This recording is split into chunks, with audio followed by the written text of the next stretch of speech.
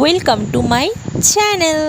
Hello guys, আজকে শুরু করেছি মাছ দেখিয়ে ব্লগটা। এটা হচ্ছে বাটা মাছ আর এটা হচ্ছে সাদা ভোলা। তো যাই হোক, এই দুই রকমের মাছ নিয়েছি, মাছটা কেটে নিয়েছি আর এখানে মেয়েদের জন্য বসিয়ে নিচ্ছি খিচুড়ি, তার জন্য রেডি করছি সরঞ্জাম। তো আজকের ভাবতে পারিনি দিনটা যে এতটা খারাপ যাবে, কি বলবো। আসলে ভগবানও মাঝে মধ্যে বুঝিয়ে দেয় যে আমাদের কপালটা কতটাই না খারাপ। তোমরা কি জানো, কালকে রাত্রে গ্যাস শেষ হইয়া গেছিল, আজকে আবারও শেষ হইয়া গেছে। কি কব তোমাদের দুঃখের কথা।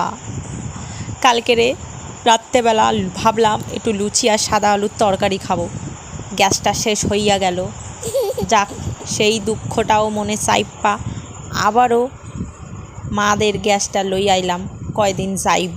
ও মাই গড, এখানে দেখি আবারও গ্যাসটা শেষ হয়ে গেছে। বুঝতে পারছো কপালটা কতটা খারাপ। তারপরে তড়িঘড়ি করে কি আর করব, তড়িঘড়ি করে আর গ্যাস বুকিং করার চেষ্টা করছি। ও মা, সেখানেও দেখি হইতাছে না।